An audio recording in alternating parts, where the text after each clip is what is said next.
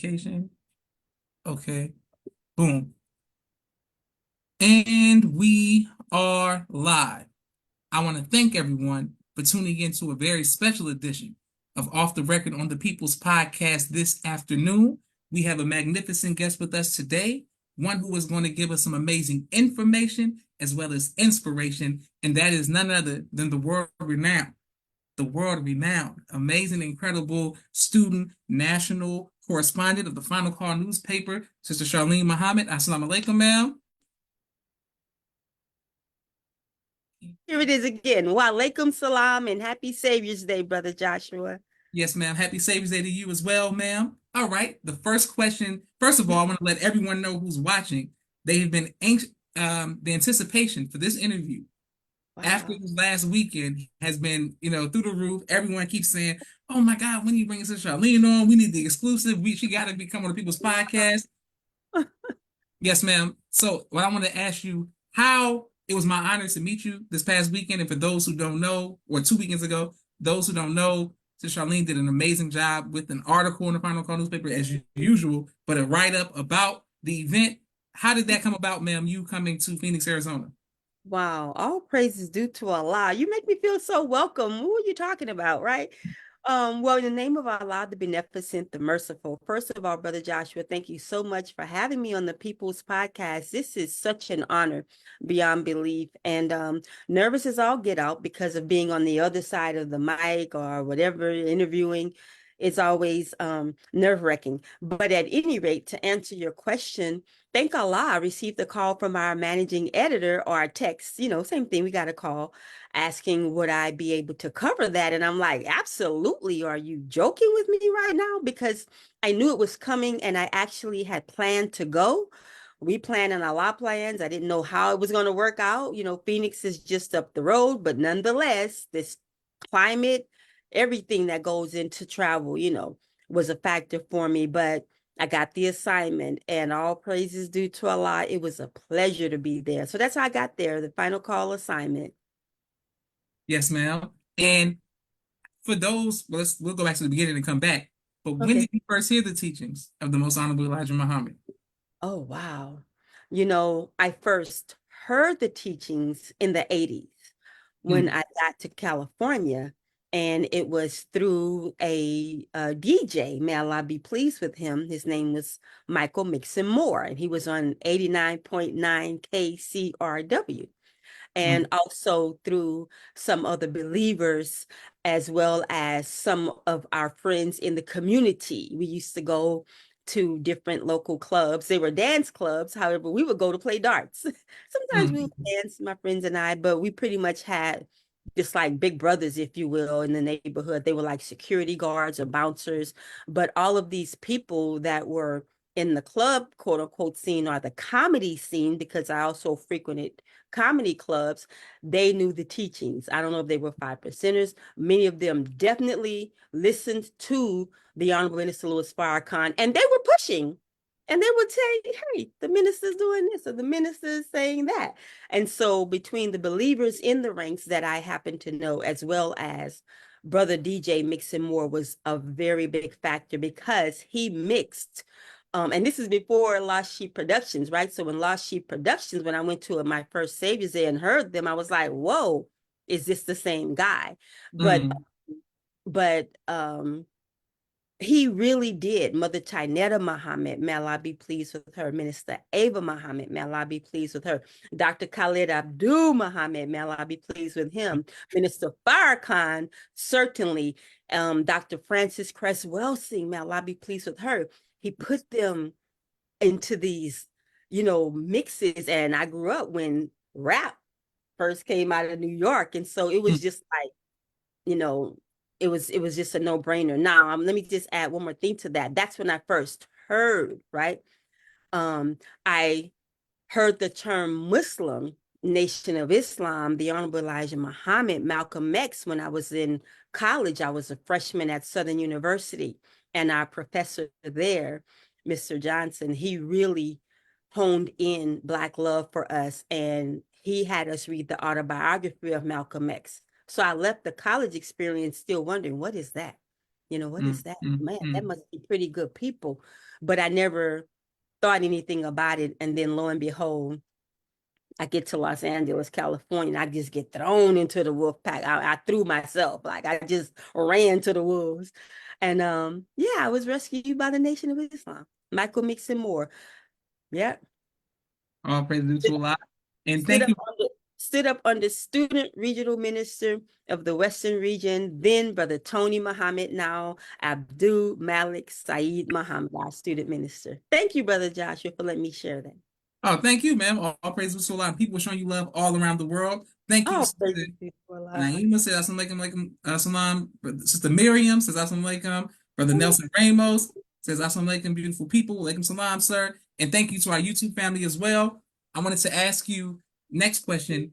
What was it about the teachings that made you say you wanted to accept?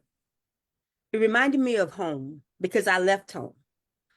What is that we say in drill? You had a good home, but you left. I sure did, but I didn't realize that, Brother Joshua. I was running to find myself. Honestly, I literally thought, I mean, like with me, ignorance was totally bliss, right? I literally thought I was going to grow up and die in my parents' homes. I didn't have anything that I was looking for. I was satisfied. I was a well taken care of, well loved little girl. I did not know that we were not rich. She couldn't tell, couldn't tell me. Everything that we're taught is wealth. Your family, you have shelter, you have food. I was just really happy with my life and my community. And so I actually what was the question? I digress. Yes, ma'am. What made you accept it? Like, what was it about the teachings that made you want to accept? Oh, well, yeah, it was home. The teachings. It just reminded me of my father. The Mm, way I was reared. Like my dad, you just didn't bother Bob's girls. His name is George Henry Bob, and my brother Byron, same thing. My older sister Vanessa, they just had this aura about them in the neighborhood, and you just didn't bother us. And we also didn't act in a way that would want people to bother us. And I just felt that, walking down the street and where men and boys would be doing certain other things. Not that I like that for my little fellow sisters, but they were like, that's Bob's daughter, leave her alone. Like, yeah, leave me alone. So, coming into the nation, but there were conditions with that. So when I heard the teachings, when I heard Minister Farrakhan, he was like my long lost father. Why do I say that? Because one, I left home, and then also my father was killed. He was murdered. So I had this seeking, like all of a sudden, this strong male figure wasn't there anymore. Of course, my brothers were there. I still had my family, my uncles, but it's nothing like your daddy. yes, ma'am. You assist out there and you can understand what I'm saying. If you have a good father, a good dad, whatever you want to call him, there's nothing like your daddy. And so I always missed that. And also, I got off on the wrong path, period. So when I heard the teachings, I was like, whoo, I was like, really like, you know how you slide in the first base? I can Yes, look back and say that now. I didn't realize, but I was sliding the home plate like yes, these ma'am. wolves is on me, you know?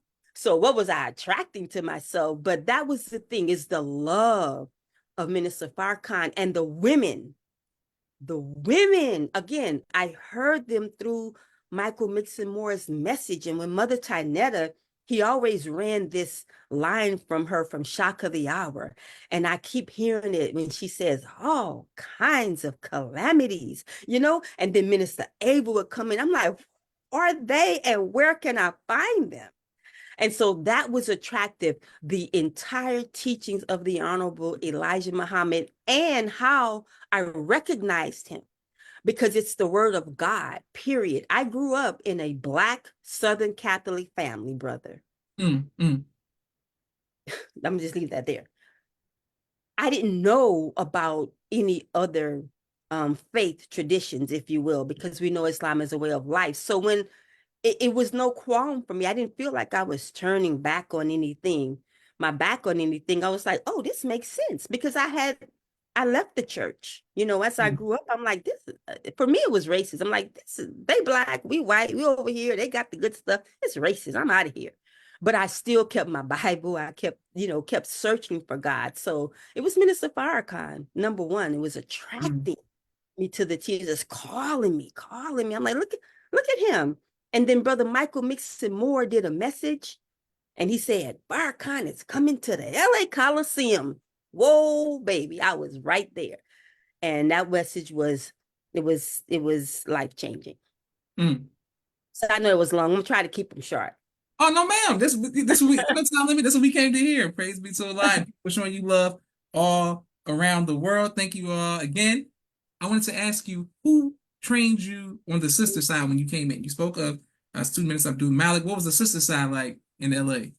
Sister Emeritus, our Western Regional Student Captain. She is now our Emeritus, dear Sister Alice Muhammad, formerly known as Alice McKinney of Compton, California. Yes, This ma'am.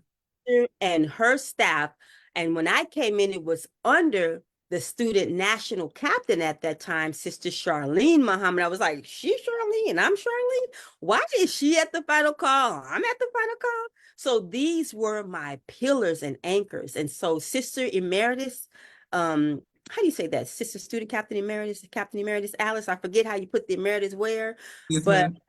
Sister Emeritus here in the Western region, she was, it was easy. It was easy. Mm, It's like, it's almost like I was right back at home.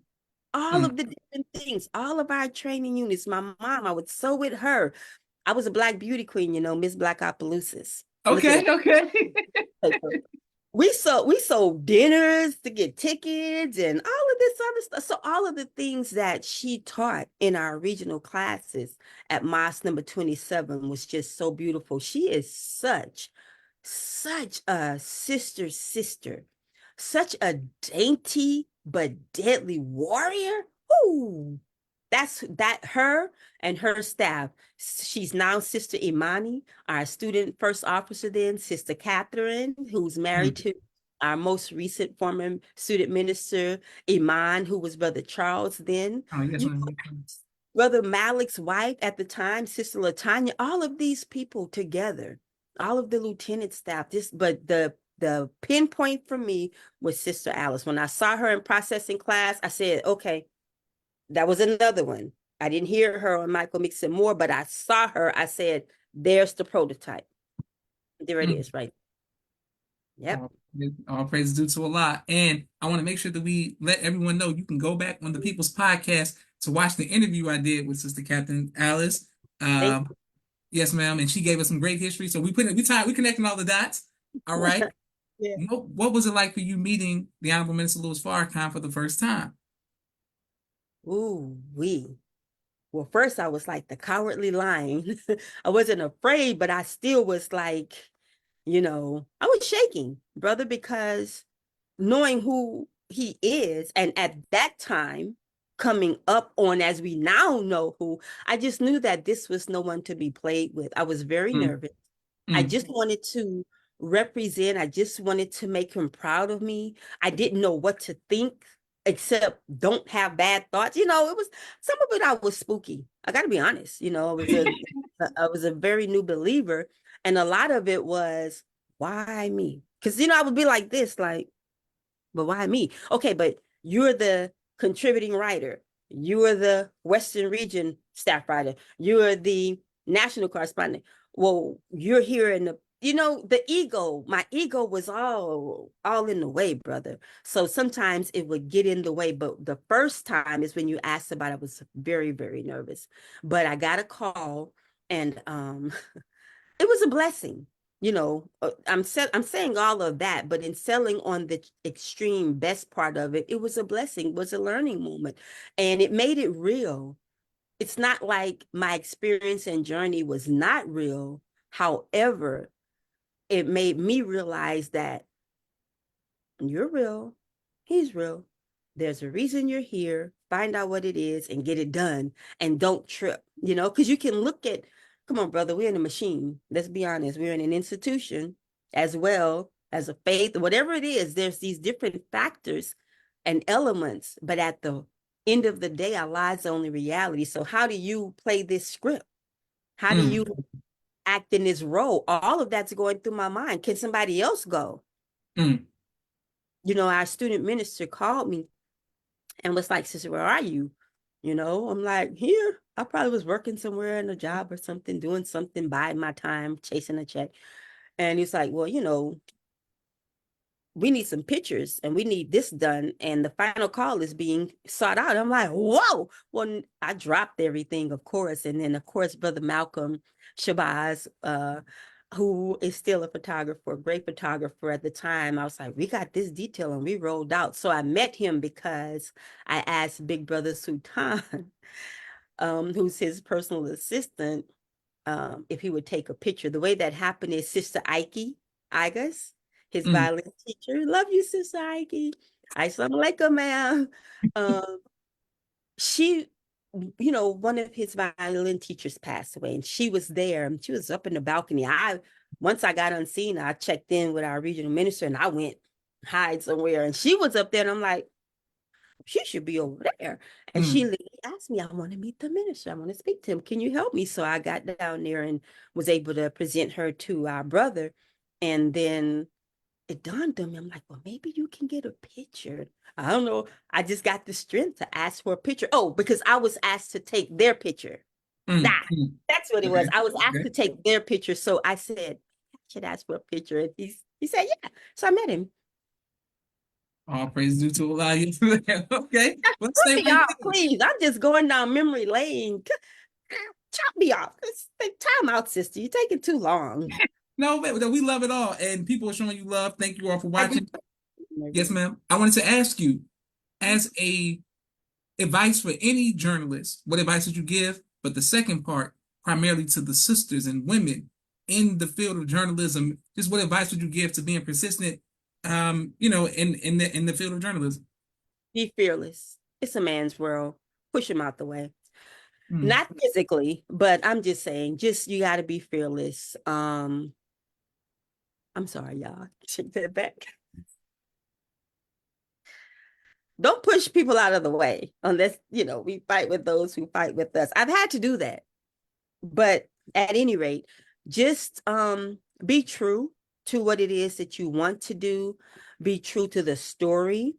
And as we are taught, by our beloved, go where the truth leads you, even if it's condemning to yourself. Don't try to make the story fit what you want it to say. mm, You may start out with a certain angle, but when you get in that bad boy, pardon my slang, but when you get in that bad boy, it may be like, no, it's not the police, or mm, it's not the Democrats, or it's not the grass.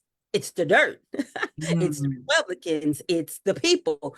So just be true to what it is that you're trying to do. And also for sisters, it's so dangerous right now. As one who loves to be amongst the people, I love being on the ground. That's where the story is. We see a lot of things coming across the screen, brother, a lot coming on our timeline, but a lot of it's different in the heart of that community. And as one who loves to do that, and for any journalist that might be considering doing that, just operate within the structure. Whatever your structure is, wherever you are, make sure people know where you are, because it's critical. Male and female journalists are being handled really poorly right now. Some are being killed. So as a sister who wants to do that, I would also say, look, sexism is real, just as real as racism. It's all real, but it's as real as we allow it to be for us. So mm, it doesn't have to be true for you. And I had to learn how to navigate that. And I'm still learning. I don't have it down. But why is it that you are in journalism? And once that's the case, then move out and also hone your craft, keep your sources confidential, mm, mm, and keep people's trust and confidence. You're only as good as your word. So if somebody's talking to you and they say it's off the record, it's off the record. But at the same time, if you're talking to Sister Charlene, you're also talking to a member of the Nation of Islam. So mm. we also have our general orders and restrictive laws. So don't Yes, come. ma'am. People will do that, Brother Joshua. Mm, The record now, what? When I can sense something's going that way, I'll say time out. You won't use me. You're not about to burn my ears because you know that, I'm a quote unquote by nature in terms of the post keeper of secrets. So protect, guard your spirit. I don't know. I think I might be going into a lot of different things. This is out of experiences, Yes, ma'am. I don't know this. And we Yeah. appreciate that. And that's why we're going to lead right into your book. Because y'all got to hear about our sister's book and how we can get it. And we're going to make sure we show love and support. Go to Nelson Raymond says, great guidance, beloved. Brother praise Yusuf, the Lord. ASA family, Alaikum Salam. Brother Kevin says, Assalamu alaikum, tell my sister that he loves a picture of her family with the Honorable Minister Louis Farrakhan. Praise And thank you very much. Praise be to Allah. And thank you, Brother Kevin. And thank you all for your kind words. We have a Yeah. quick 60-second commercial break for all of the sponsors of the People's Podcast, and we're coming right back to speak with our sister Charlene about her book and so much more. Because I got so many exclusive stories from her that we're gonna bring them up. It's gonna be great. Y'all just stay tuned. 1 second, and we thank you for every like, every share, every subscription, and every anonymous cash app to the People's Podcast. Thank you all very much. 1 second. What is your cash app, by the way? The People's Podcast. Any of those services. Sister Miriam's ABC I Love Me, children's book and coloring book, and now Spanish book. All three available on Amazon.com. Sister Naima's Stay on Point Dance Academy, LLC. She teaches ballet virtually to young girls all across the country, right here in the studios of Atlanta Dress in the best of fashion. Brother Kenneth's Bow Tie Maker Extraordinaire. He'll ship you bow ties anywhere across the nation. Henry Carter's King Henry Turkey Legs, right here in Atlanta, Georgia. Brother Rashad Muhammad's COVID-19 Disinfected Cleaning Services, out of Chicago. Student Minister Sharif Muhammad's book, A Soldier in the Movement of Christ, available on adulsharif.com. And lastly, Brother Joshua Muhammad's book, Cleopatra, as well as No Father, No Excuse, both available on Amazon. Excellent. And we have one more. Sister Sherry Muhammad, Asiatic Minds. Please enroll your children in Asiatic Minds if you want them to learn STEM virtually to young kings and queens all around the world. AsiaticMinds.com. They have an amazing staff and faculty. AsiaticMinds.com. Right back to our sister Charlene. There's a book that's shaking up the world. Everybody's talking about it. It's got everybody going. We're going to have book clubs all everywhere talking about it. Can you let us know the name of the book and how did it come about, man? Just the book. It's shaking up. Pumps on the ground, trench work and analysis, police and street violence. You're so kind, Brother Joshua. That book was inspired after many, many years of just getting so full of what was happening. It was a way for me to process, what was going on with me. As you talked about, for instance, that first time meeting Minister Farrakhan, many other different things. And also getting my voice, being given my voice back. I believe it is my belief that Minister Farrakhan gave me my voice back, that I allowed it to be taken. Nobody took it from me. I gave it in being a polytheist and searching and searching and searching for God, and just, being in the middle of a festival in St. Louis, which was the first one ever coming out of police violence, the killing of Michael Brown Jr. at that time. It's raining and I'm crying as much as it's raining. And then the book was already kind of in the works, but I finally just decided, just go ahead and get it out. I had to look at it. And it was supposed to be, from the encouragement of many people over many years, you should have a book. You need to have a book. And I'm like, why would I have a book? Who wants to hear what I have to say? I write for the final call. I tell people, I always look at myself as a pointer, like, look at him. Look at the light. Because I was taught that, keep your eye on the prize, keep your eye on the light. So I'm like, yeah, pointing at him. And someone made me understand that if you can't be attractive, or you don't think you're attractive in a way that draws people to the light, then how can you point to the light? if people don't even see you. And I would still say, no, you got to be humble. But it was student minister Dr. Ava Muhammad who helped me with that. And she talked about it publicly for all of us to know, which is how her husband would tell her, you got to get up out of that. Like her mindset with poverty, like, no, I'll just take this crumb. You ever heard her talk about that? I'll just take this crumb and go sit over here in the corner. And Brother Darius told her, you got to come up out of that.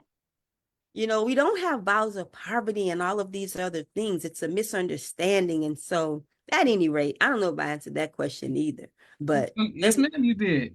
I pretty much gave it away. No, but we're gonna stay right there. It's all good. Thank you all for watching. Let's stay there.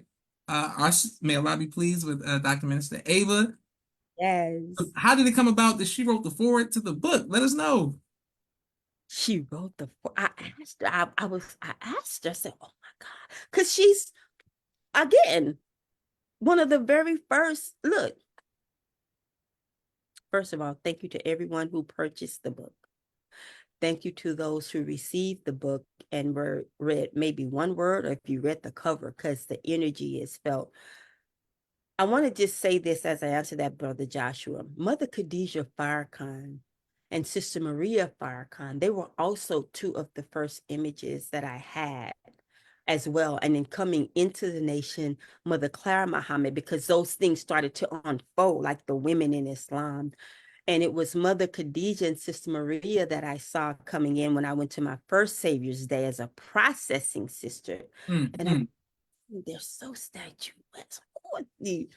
And, you know, so at any rate, that takes me into Minister Ava and how she wrote the foreword. I just finally got up the nerve to ask her. Someone who was going to publish it for me, one of my classmates from Opelousas, Louisiana High School, she's a great book publisher. She said, you need to get your minister to write the foreword. And I was like, no, all right, you can do that. It's not like I was saying second best, but I just knew that, you know, number one, come on now. He's written a million trillion things, right? That's forward right there. But Minister Ava, I've just always admired her, brother. I mean, I'm telling you, I came in wanting to be her. You can't be her because she's already her, but I wanted to be like her. You know, I've strived to be like these sisters. Even today, many sisters in our ranks, they're not necessarily student laborers in terms of a rank, but just these examples of people on whatever level God, they're exhibiting their godhood, they're inspirational. So I asked her, because I told her what it was. And I said, one day I just sat there, I said, Minister Ava's going to write the foreword to my book.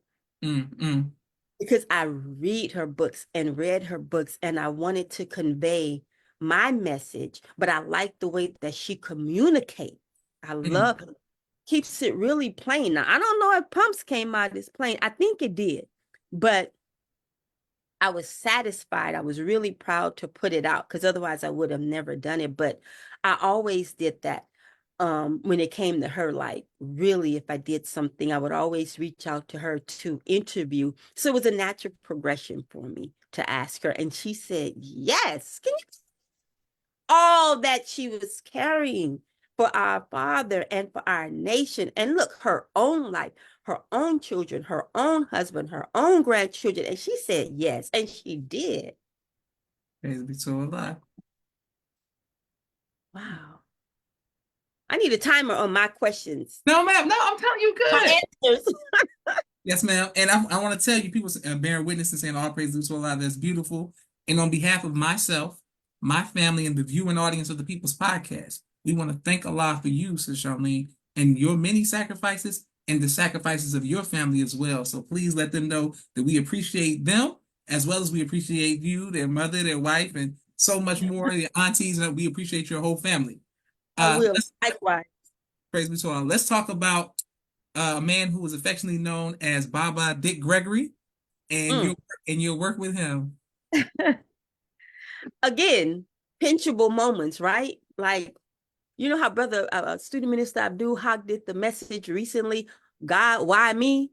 Or Yes, why me, God? Ooh, a lot of those moments. But it all came in the line of duty.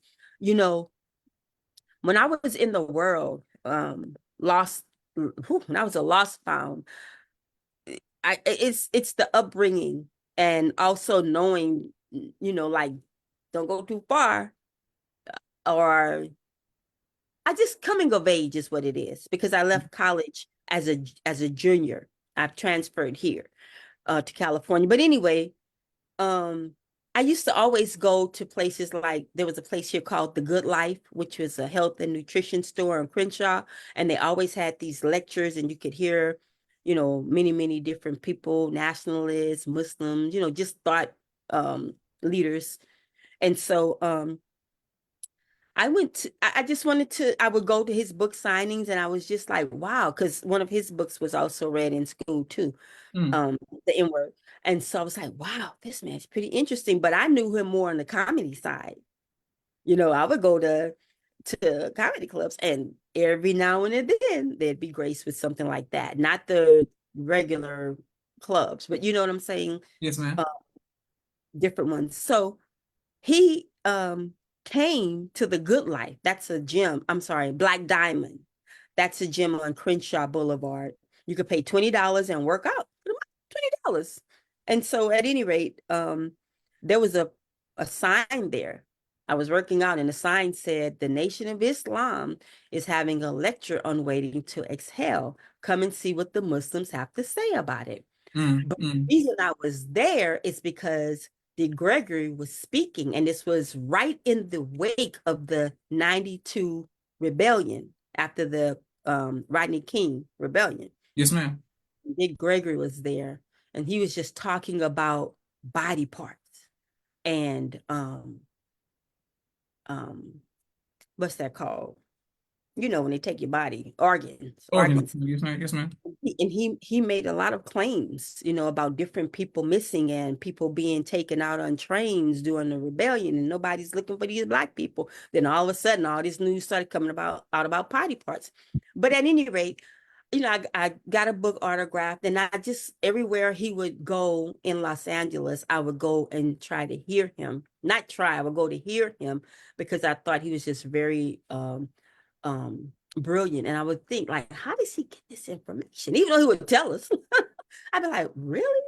But got to interview him. I would get assignments, and I'd be told certain people to especially look out for. Like, we can get our sources, but we're also told for some of them who we would like to be in the article. And when I got to talk to him the first time, I was blown away. And I learned then, you do not interview him.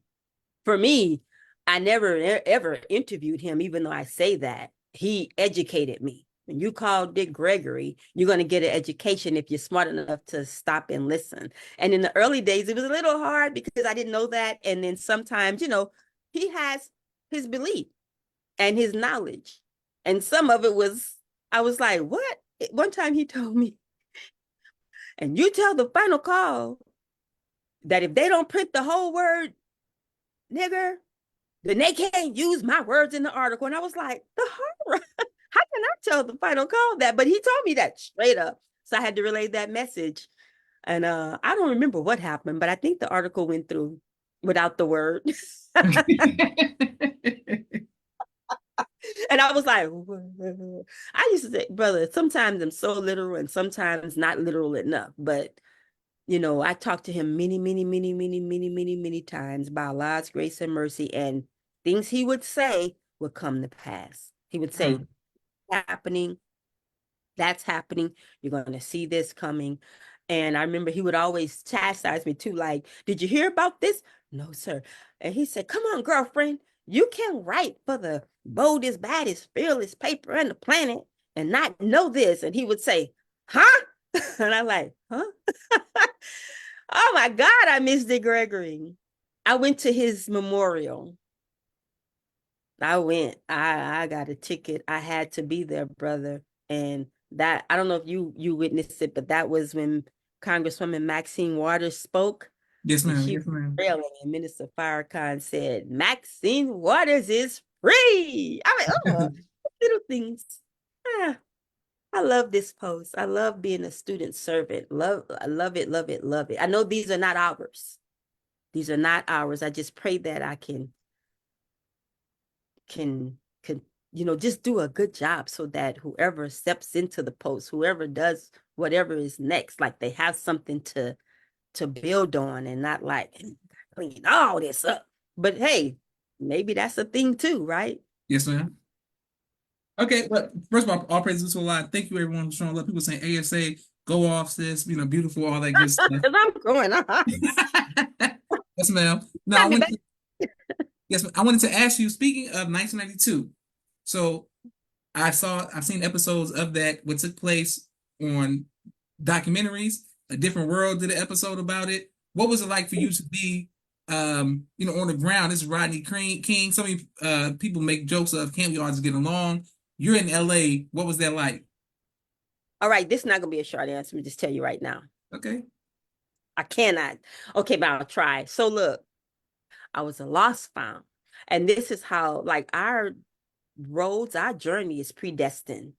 I am coming to believe that we might be able to say, I'm gonna wear this color today, or I'm gonna use a Mac versus a this, or I'm gonna write a book. But the end game and where we're going and what we're supposed to get is already predetermined because I was a lost found. I was working at a law firm in Beverly Hills. So I was coming from the west side. Traffic is backed up. We knew this verdict was coming out and it comes out. And so all of a sudden, I'm trying to get down. I lived downtown in a loft with my brother Brian. And that was, anybody knows, that was across the street from the LA bus station. Mm, Greyhound, 7th Street. Wow, crack had not too long ago hit. It was blazing through our community, right? So mm, I'm coming from way west side, going down. So I'm on La Brea and Pico, and this verdict comes out, and I'm in the car like, oh my goodness. And they're like, the violence has erupted. So I'm praying, like, just get home. Now you start to see little pockets of anger, people screeching cars and, all this profanity from different cars going somewhere toward people. And I'm like, oh my God. You may remember it, some people knowing who visit LA made, there's a restaurant called Lucy's on La Brea and Pico where the Roscoe's Chicken and Waffles used to be. mm, And mm, one of them, the second one, I think. And there's this pearly white Lexus, beautiful Lexus, nice, big body Lexus, getting ready to make a right turn. There's a white guy in the car. There's people waiting for the bus stop by Lucy. There's a typical big trash can there. There was his big brother there, and he was just looking like waiting for the bus. There was no warning or anything. This man picks up that trash can, Brother Joshua, and he slammed it into the Lexus's back window. And I'm like, get me home. Oh my God. And I'm like, I'm black. I'm black in here. I put my window down, like, do not. That was not the smart thing to do. Had I been a Vanguard, I would have known better, right? But at any rate, because I was Vanguard age then, but I'm like, oh snap. They had no cell phones or nothing back then. mm, Not if they had them, I didn't have one. So I was just praying, like, oh my God, get me home. And then that whole corner went up. mm, That man peeled, and I was like, I know you're not gonna get out that guy peeled out. When mm, I tell you he got up off that corner, I didn't wait for the light to change. I got to the next light and I'm sorry, I didn't call my friends. I went to my girlfriend's house. They lived on Adams and Arlington, which was almost to downtown. I went and I was like, look, I'm not gonna make it downtown because everything's erupting. They're saying we know. I stayed there the whole weekend. I was holed up in mm, their house, which is okay. It's my girlfriend's from home. We grew up together, but we watched it. We just watched it. Oh, and by the way, they lived not even around the corner. They lived right down the street from First AME Church, which was Pastor Chip Murray he's the emeritus reverend there, and Pastor Murray's church had a vigil, and I remember being at that vigil, and I remember people leaving that vigil saying, "Some people, if they don't do this right, we're gonna light this up." I remember that vividly, and we mm, went home like praying, like, please, please, So after the smoke cleared, and that's when, the LA 4 the people who were accused and pulling the trucker out, the white guy, Reginald Denny, and all of this was going on. After all of this happened, we went out with the community to clean up.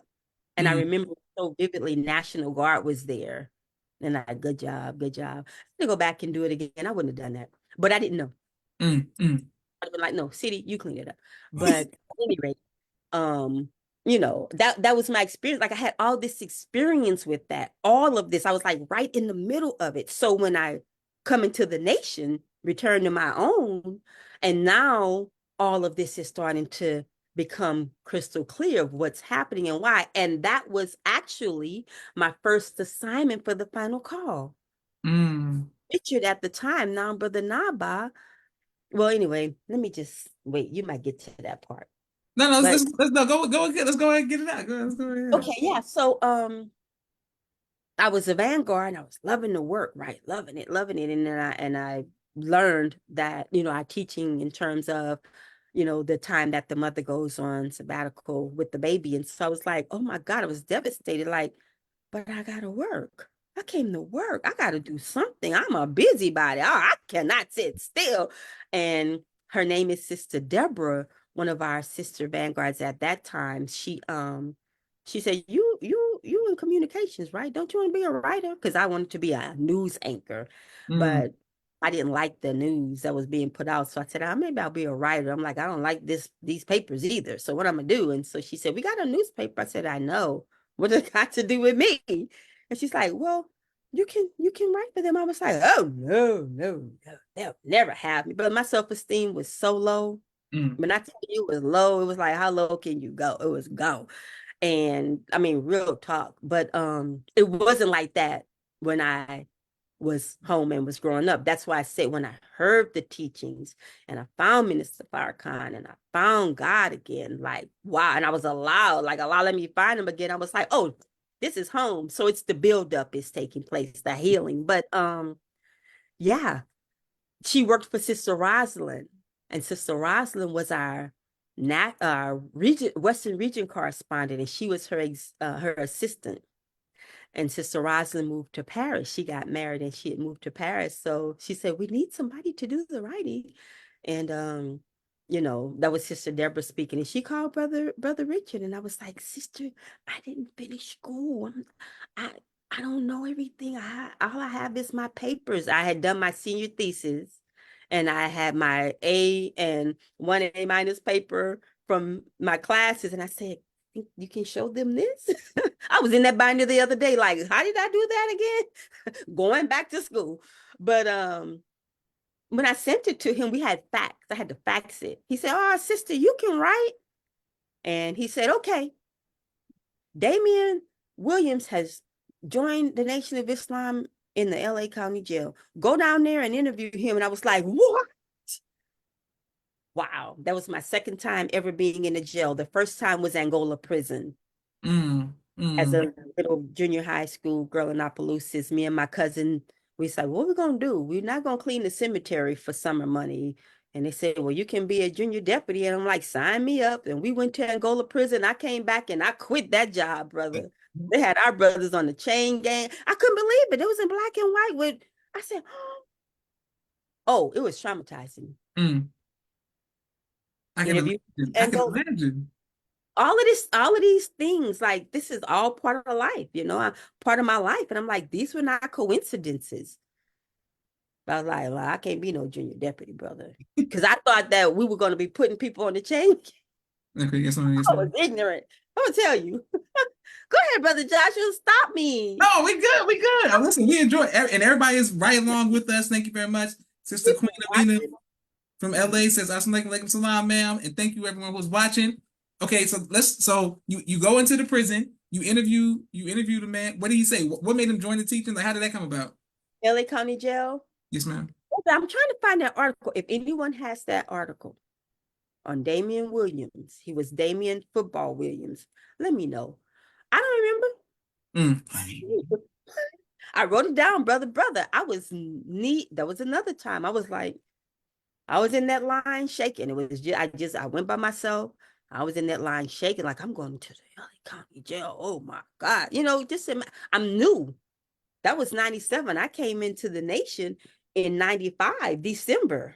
Like fast track, like everything, things were fast track in my observation about it. Came in, joined the nation, boom.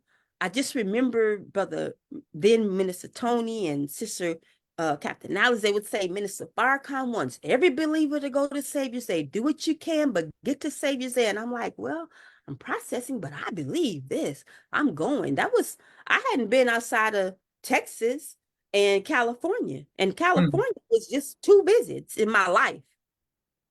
So this I'm coming from the country. And I'm not belittling the country, but when you're in the country, you're in the country.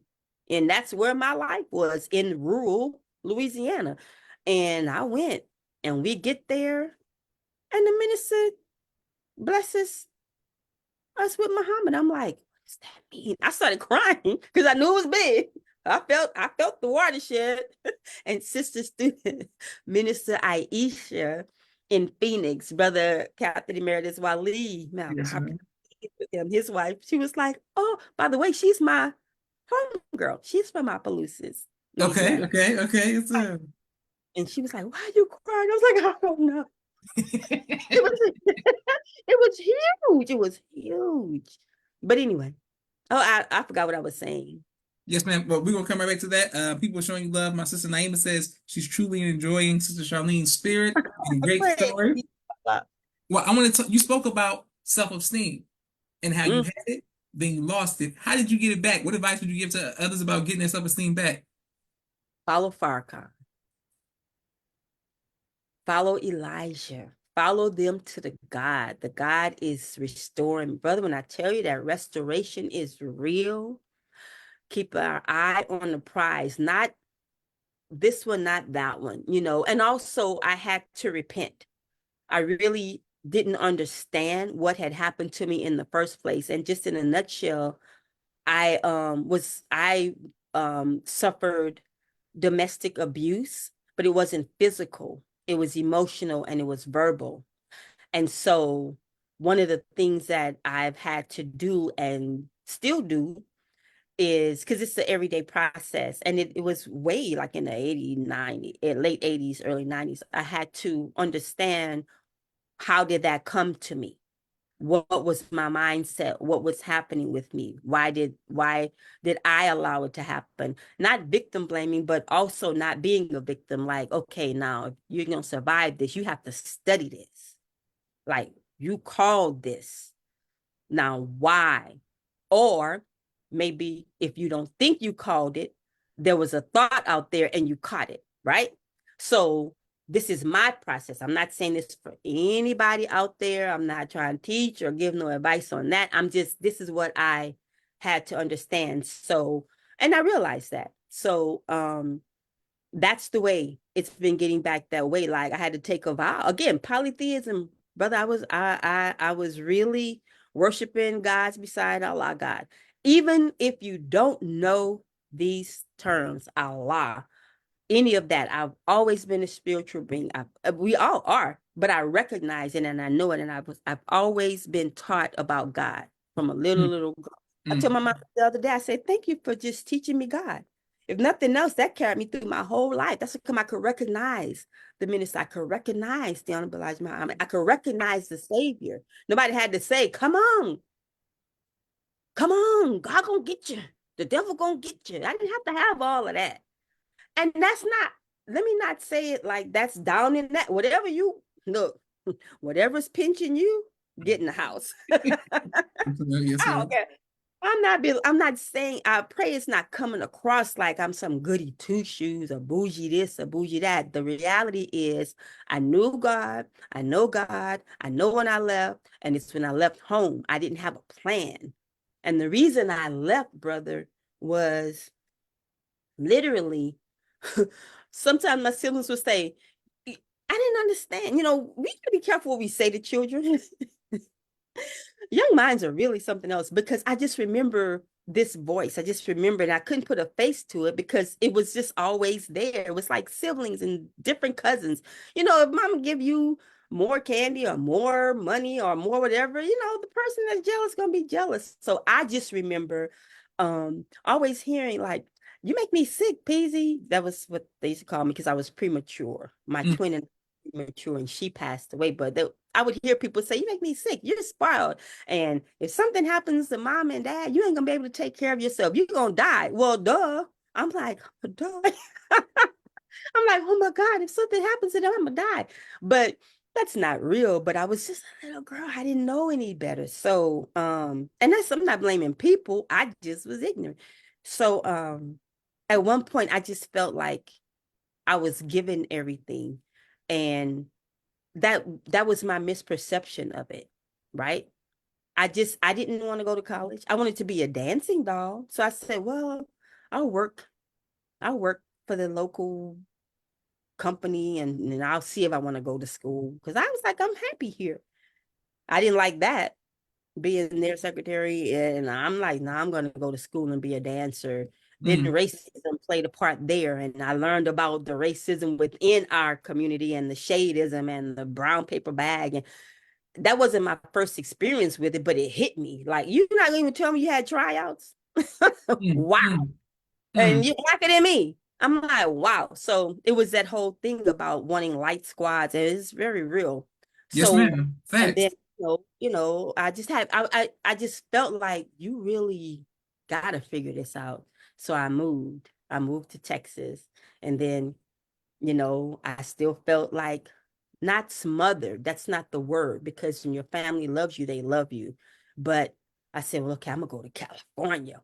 Why did I do that? Well, I'm glad I did because I wouldn't be here talking to you Yes, and ma'am. the people. But that self-esteem piece was really, I was married before my current husband and just made, just brother, just, um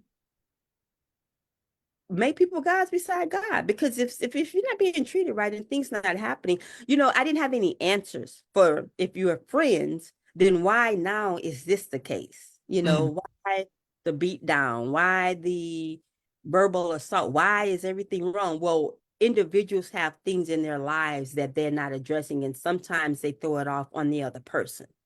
But for me, because I didn't have an answer, I internalized all of it instead of saying, you crazy. What's this life? What's happening here?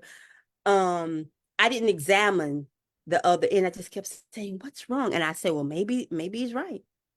Maybe it is me. No, no, it never was. Never was. So, but at that point, the damage is done. But I mm, thank Allah for it because it allowed me to see that, look, when you want something, you got to be specific with the God. Because I said, Allah, please help me to grow up. Show me how to find myself. Help me to become an adult. Well, I should have been more specific. Because we can be, right? yes, ma'am. So okay, here you go. But all of those things, brother, I wouldn't have the insight that I have, I believe that I have when it comes to the stories that affect our women, children, and men and boys. I wouldn't be Mm, able to write about police brutality from the lens of somebody who has a father who always came home talking about the raging Cajun. mm, I might like that Cajun cooking, but that's, in his words, crackers. mm, mm, mm, And seeing how he went through all the racism and how he stood up and he fought it. And I used to say, I'm going to be a lawyer so that no one will have to experience what my mom and dad are going through. I always want to be a lawyer. I want to help women and children, blah, blah, this and blah, blah, that. And all of these things came together. So, you know, the maternal death rate, you know, the different things that are girl, like just this whole move against our whole family structure, yes, all of that ma'am. stuff plays a part. So thank you, Brother Joshua, for letting me get that out because that was weighty. That question was weighty Praise for be me. to God. Yes, ma'am. It was beautiful. Thank you for your beautiful response. Thank you for your transparency and sharing that with us. And I'm sure you're healing many of us who are watching. And absolutely, as you refer to it as shadism, the brown paper bag, we call it colorism, and that's a reality. Uh, then so shout out to everybody who learns how to overcome that. What I wanted to ask you, ma'am, is your greatest joy in life. Oh my God, my greatest joy in life. Oh my God, Master Father Muhammad. Honest to God. I see Mm, him in everything, Brother Joshua. These days, I mean, everywhere I look, I see him. One of our beautiful sisters had shared with me one time. I'd say I would be experiencing something, and I'm like, I don't want to be spooky, but she said, look for him in everything. And when you mm. see him, have enough gratitude to recognize him. I don't know if I said that right, but I do.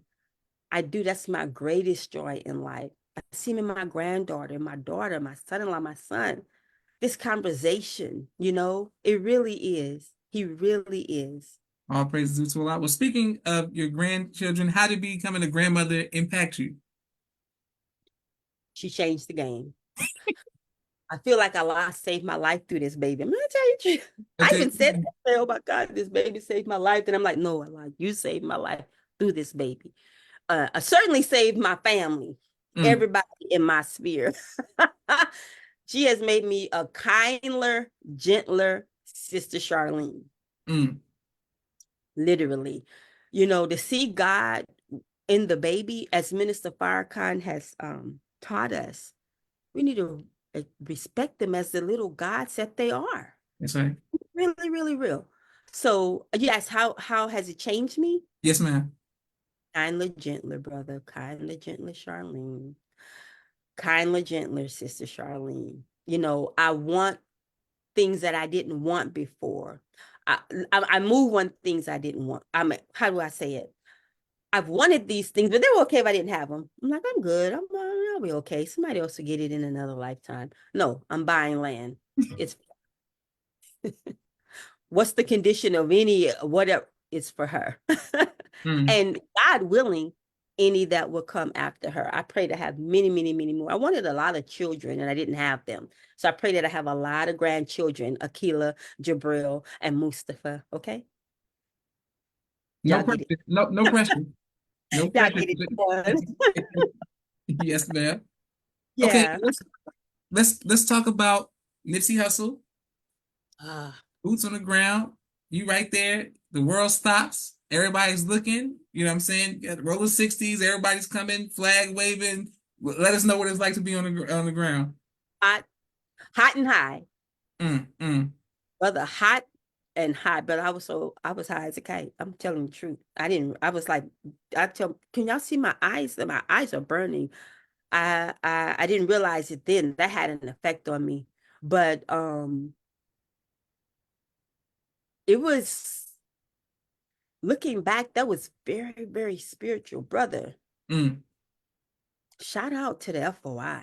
Man, y'all training is bar none. We know that, we know it, right? But to see it consistently in action and to witness it there, because this is the heart, like that's notorious. Okay, come on. The 60s, first of all, while I'm down there and getting all this education, I'm like, your life has been, you didn't play with your life a lot of times and Mm. not realize it, like going through neighborhoods in LA and not realizing that this is neighborhoods, right? Yes, ma'am. Yes, ma'am. So, but it was really emotional, Brother Joshua. Um, if it was not for student minister Abdul Malik Saeed and the guidance, I believe no doubt that he receives and received from the Honorable Minister Louis Farrakhan, our student captain, regional captain, Brother Halim, Yes, and ma'am. the obedience of the FOI and the obedience of the MGT in that time frame, stuff could have gone awry. I watched our brothers just not become, they are. You guys are angels, brother. Mm. I tell you, people were coming around that corner. You could hear wailing in the alley. You know where that mural is when you Yes, ma'am. Yes, walk ma'am. that back? You could hear them wailing. I was in a lot of prayer down there, a lot of prayer. because you need to cover down. So you gonna cover the weeping and you weeping? Mm, It happens. And sometimes a lot of these funerals you just can't keep it together. And you got the tissue too. You try, but we're not inhumane and we are human. But brothers, men and women, even children would come and they would just fall out. One person just fell out by the counters and was rolling. Brothers had to go get him up, you mm. know. That Nipsey piece was, oof. It was a turning point for me as well. But people, the police had to stand back. They could not handle this. Mm. They really just couldn't handle it. Now, you all may hear, and I would encourage you, if you see any lives that Student Minister Abdul Malik has done about it, to study it, because he really gives the heart of it. But what I observed was they had to fall back, because from what I saw in video clips, the first responders there were agitating people the Mm. first night that it happened. I remember we were out there and we were covering it, and against my better judgment, but in obedience, I left. My husband was like, "Minister's leaving, let us go too. Brother Malcolm will leave." And I'm like, "No, no, no, no. They got another role, but we got, this is just now jumping on. I got to get some interviews and stuff." It's like, "Oh, I got to go to work. Let's go." I said, "I understand." I griped the whole time, brother. I was like, "Oh, I gotta go." I was like, "You make me sick."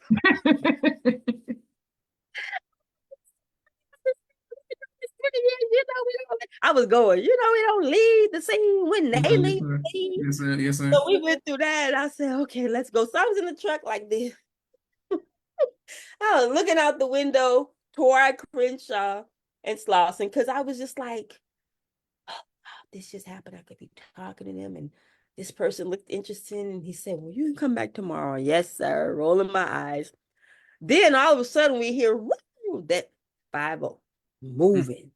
I'm like, "See, something's going on. Let's go back." "No, we're going home." We get home. He said, "I gotta go back." I said, "True." So, but the brothers went back, and that's when you see they, quelled the situation. He had gotten a call from the mayor and the police chief to come and put it out. So at any rate, what ended up happening was, when we did get back down there, and I saw some videos from some colleagues in media, what it appeared to be was that the police were pushing people who were down grieving, lighting candles with batons. I heard the news. The first initial news report said that somebody had a knife and somebody fired a shot. It didn't make sense, but at any rate, we didn't have actual facts, but those were the claims. And when I saw the video, I was like, whoa, this is why they had to call. Look, they were batoning people. There were little bitty sisters down there lighting candles, and they were mowing them over. It's on a videotape. It's out Mm. there in social media, so it can be seen. And I said, "Oh, yeah." And so they sent those who were in like public relations and was supposed to be the ones that had to interface with the community. But even then, they just had to move out the way. And the brothers handled our people. I watched it. I just fell more in love with the fruit of Islam, brother. I watched it. I'm talking about suited, booted, hot, whatever, all day, right this way, just ushering them down the alley. They made a little way for me. I had a little chair, a little barricade. I was like, "Look, I got to sit down or something," because they weren't leaving. I wasn't leaving. Mm. Mm. People would come and they would talk about the FOI and how they were being treated. People would come and tell me if they were not here, if the nation wasn't here, tell Minister Farrakhan they would have done something to us. They don't understand how we grieve. One sister, they call her Mama Jackie. She said they smoke, they drink, they're crying, they're grieving, but they were going to roll on them. And a lot of different things happen. But, brother, I could talk all day about that Nipsey piece. Um, of course, the minister came and he blessed the ground. Yes, That ma'am. was, I learned a lot about it. Even the trial coverage was, whew, it was something else. But it the down, like for however notorious and prominent they are in terms of gang culture, like society did not pay attention to them. But now all of a sudden you have all this attention coming down there. But they didn't, from what I remember and observed, they didn't have they were not going to be taken advantage of. Mm. And it, Brother Malik, he had to make way. I remember he had to make way for preachers to come down there. They didn't want the preachers to go down there, the Black preachers. No, they said no. They'll never do nothing for us. He had to ask them, and then they had that major big prayer you may recall. Yes, ma'am. Down there. So, brother, we could talk about that Nipsey piece is yes, ma'am. Well, yes, ma'am. A sister, Akila Raisa Muhammad, was commenting earlier. She said, "No pressure," and showing love. Sister Sandra R. Muhammad, Sister Naima. Thank you all, everyone who's watching. Shout out to Sister Aunt on YouTube, Sister Auntie, Brother Musa, Sister Hope, Brother Kente, everybody who always watches on YouTube as well, TikTok, Twitter, everywhere. We can't wait to upload this all around the world. We have a few more questions for our sister Charlene.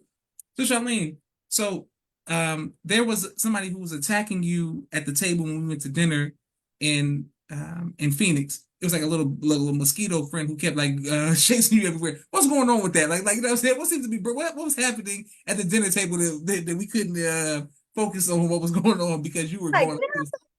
Oh, no, I think I was getting a message, either stop eating or go home or, what's going on. It just is relentless, Yes, I did have cloves in my mouth. Maybe one of the clove. I don't know. And I say, oh, Brother Joshua is funny. That was nice. That dinner was nice. Didn't Phoenix, wasn't Phoenix beautiful to us, Brother Joshua? Yes, ma'am, they did a good job. Just the white carpet for us, literally. So, you know? Yes, ma'am. Now, I wanted to let everyone know that I learned this was my first time working the white carpet and about seeing the journalism behind the scenes of the Final Call newspaper and paying attention and to see our sister, Charlene Muhammad, work that just work the whole event, was primarily the white carpet, get interviews, and then to see the end result. I'm like, oh, the Final Call came and the pictures and the words and she's quoting and all of this. So we want to make sure we salute you and let you know that we appreciate all of the work that you have done and will continue to do, inshallah, on behalf of our nation. Where can we get your book? Well, there are no more. I got one up there for Brother Minister Akbar and one for Brother Tyrell. Brother Tyrell in OKC, but I'm going to put it in print, so we'll have some at Savior's Day, inshallah, and Amazon. And here's our Minister Ava right there. Also, Dr. Boyce Watkins did a back cover. I forgot what you called these, but he had a comment here, and Dr. Julian Malvo, and shout out to Brother Reginald Muhammad, Brother Abdul Qiyam Muhammad, Brother Hannibal Muhammad, Sister Donna Muhammad, Sister Angela Birdsong, and others who helped me to bring it out. I had a major relief when it came out, major release. Oh, praise to Allah. Yes, ma'am. And I wanted to ask you, what type of music do you enjoy listening to, Sister Charlene? Rap. Okay. All of it. Gangster rap. Yeah. Gangster rap. 80s rap, original rap. I love all genres. Jazz. I love pop. I love it all. There's something in every genre. Classical, violin, of course. I love it. I love listening to R&B. Not that. Okay, some of this stuff has to just really go. But the 80s, I love listening to Annie Lennox. Okay. I love music. I just love music. I do love gangster rap. I know how to get the so-called clean version stuff, but I also, when they brought in NWA and the counter, our brothers and sisters on the East Coast, like Queen Latifah, that's my Moni love all of that. MC Lyte. I was coming of age here with that too. So I had both Snoop, hands down, Dre. Oh, come on now. I rap. You rap too? Okay, so Charlene. Ask Sister LaWanda. Okay, so Charlene, spitting bars out there. Okay. No, brother, I hope y'all, please, sisters, don't be embarrassed. Let me not embarrass the MGT brother. Yes, Y'all see ma'am. right over left? It's right here. Okay. Now, Sister Miriam says, Sister Naima says, yes, thank you both for your contributions and sacrifice. Is Sister Yeah, Keela Lisa, that's your daughter? that's my baby girl. Okay, yes, ma'am. She said all she does is listen to rap, but then she said then be mad when our music has cuss words. Okay, you know what I'm saying? Yeah, because mine don't. They do, but I don't. No. Can I tell you a secret? Yes, ma'am, of course. I can't do that. I can't go that far. I cannot. Brother, I enjoy being a registered member of the Nation of Islam, and I don't want no time out. So let me shut up. You Well, I just can't want be, to, I got to be in and be effective. But yes, well, my sister Naima I said, love mystical. you love mystical? Okay, yes, ma'am. I don't like all that mystical. Come on now. The music, some of it I love the beat, but come on now. Be kind to the women. Stop that. Like that stuff. You gotta be kind. But you're saying, so you like the man right cheer, the man. So I you don't like like, I don't like all that stuff. But look, you gotta but you're understand. from New Orleans too. I mean, you got New Orleans, so mystical. I'm So I can coming, see that New man. Orleans. I was the Bayou Classic. Okay. Okay, Nah, my sister Naima says, this is Charlene has her week. You make her laugh so hard, you make her weak. Okay, yes, ma'am. y'all Now, can laugh. I Watch wanted me. to ask you your nickname again. They used to call you when you, ma'am. Peasy. I was premature. Yes, ma'am. Peasy. Twins name is Peasy. Sharp. Okay, Yeah, yes, ma'am. Peasy. So you got Peasy, and that you wanted to be you were a dancing doll. I danced with I was for my high school. I was Okay, a dancer for OHS, and I was in the winter band. that's I danced with the winter band at Southern when I was there in 85, 8045, but not in front of the band. okay, yes, ma'am. Okay, And the listen. cheerleader too. I This is love I I'm love learning to all this history. yeah, and skate. Yeah, Okay, I was very, very physically active. praise be to Allah. And I just want to let you all know we have one last question, but the restaurants that we went to, multiple restaurants when we were in Phoenix, and every time the manager came out and he thanked everyone and said the believers are doing so well, but they said they have to separate Sister Charlene and Brother Joshua from the table because we laughed so hard. Everybody's talking about Oh, mother planes, baby planes being all serious. We like, man, come on, that we were laughing about so many different Sister things. Brother, Charlene. but Brother Joshua, you jumping me in, but you was doing that. I was I trying was to like, be focused. Sister Charlene was no, distracting me. no. But that was good. It was so just good to break bread, because I Absolutely. see the Yes, ma'am. podcast. I even heard you like you spoke for one of the Savior's Days, for one of the youth summits, brother. You fired it up. But you see people from afar, and you never sometimes you think don't bother them, or we have our lanes, but we're family. That's We're right. family. That's right. My nephew, and Yes, so ma'am. I really appreciate meeting you and like in person and working with you and observing you, brother. You handled that white carpet.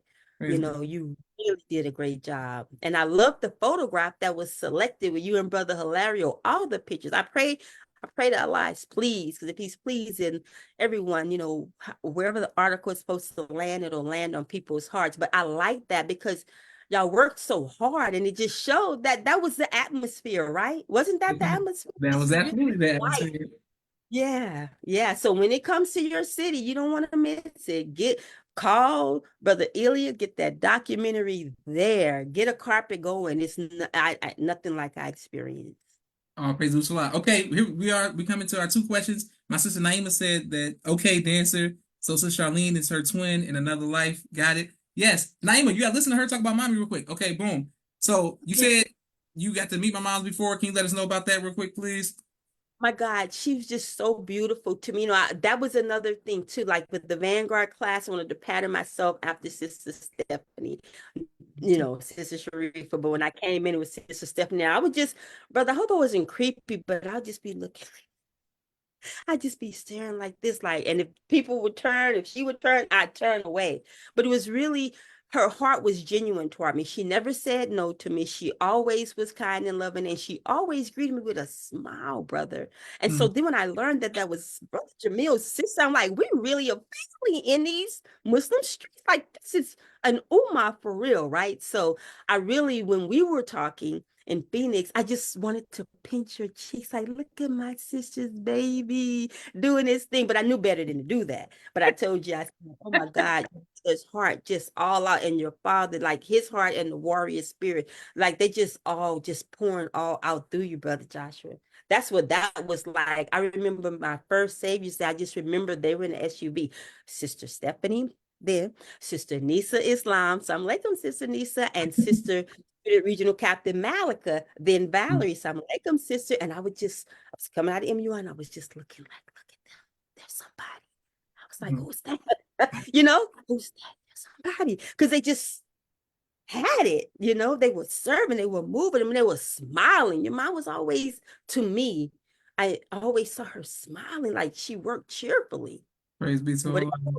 You just wouldn't know. Whatever was not for you to know, you wasn't gonna know it. Just put that love of Islam in me. Beautiful. Yes, ma'am. And my sister Naima says, all praise to Allah. Thank you. Thank you all for watching all around the world. And we look forward to meeting your children and your grandchild. We all Muslim families gotta stay connected. Pray for them. Pray for them. Pray for them. Because I'm their mama. Pray for my children. What would you like your legacy to be, Sister Charlene? Ooh. That she loved and served Allah, the Savior, is Christ and the Messiah. Mm. I was not just a follower, but I was a foremost follower. I want my children's children to know that Grand Umi did not stand on the side and talk about it. That she heard this man, she knew of this man, she followed this man, and she helped this man to the best of her ability. That's my legacy of believer and a follower. Oof. That's what I want my legacy to be. Beautiful. All praise due to Allah. And on that positive note, we want to thank everyone who's watching. Thank you again. Salute to you as well as your family. Shout out to all of the believers in Los Angeles, the Final Call newspaper. And I can't wait to take a picture with your book, Inshallah, Savior's Day. We want to make sure that it's there. We get a copy. And as we spoke, I told you some things of my upcoming project that will be released before Savior's Day. So I look forward to yes, ma'am. I look forward to releasing that very soon and talking to you about that. I'm just happy that I got it. Oh, I'm sorry. So you were happy you what? That I got the honor of meeting you. And I look forward to working with you in the future. I learned I have a whole new respect of the Final Call newspaper and just this side of it. Because we see it from the selling of paper, and after MUI growing up in Chicago, we would go to the Final Call to be kids and just run around in the building. But I didn't pay attention to the infrastructure and the journey. I'm just like, okay, yeah, I just see the words come out and pick up the bundles, you know what I'm saying? But to see how you came with a phone and produced, I said, this is a one-man army out here. I said, okay. And she tried to help me with the fixing my laptop and everything I had going on. She was like, Josh, you raise it like this. And, you helped me. This is my first time, so I was learning. I'm a student. And I'm glad that I had the mentorship of Sister Charlene Muhammad. It was great. May I add something on that point, Brother Joshua? Of course. And all praise is due to Allah for whatever you good to see. All praise, whatever good you see, all praise is due to Allah. I want to say thank you. And I should have started with this, but first and foremost to the Honorable Minister Louis Farrakhan, because we serve at his pleasure. He is our publisher of this great, bold, I say planetary, okay? I know we're on Earth, but still, okay? Universal paper of truth. And, to be able to have a pitch or a query received, much less assign one, it's not something to take lightly. And so thank you, Minister Farrakhan, for allowing me to serve. And thank you to your staff, the managing staff of the janitor, we have the editor, general managers, Brother Abdul Rasul, the managing editor, Sister Starla, the editor, Brother Naba. We have the editorial board that was there, our chairman, Brother Abdullah Wright, and on and on and on, the staff and the team in production.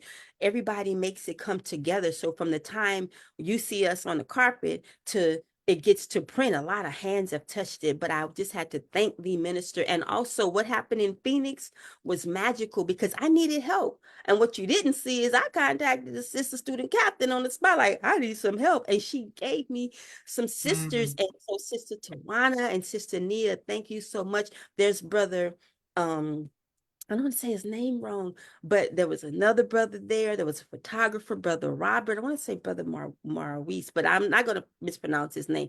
And brother, even you, like many different people, it all came together. You know, sometimes you could just be saying, Brother Joshua, what do you think about this? And now give me background for a story, you know. So I appreciate it. I just have to say that to Brother Hilario, student minister, I'm sorry, student FOI Captain Jamal. That's right. That's right.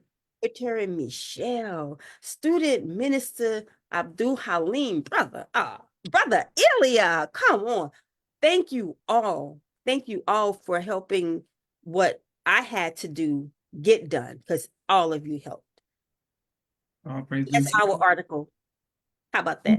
Yes, ma'am. And our sister's so humble that she remembered that everybody thinks so. Shout out to thank you for that spirit. This is Joshua Leonard Muhammad signing off for the People's Podcast. Assalamu alaikum, ma'am. Wa alaikum salam. Thank you all for watching. There we go.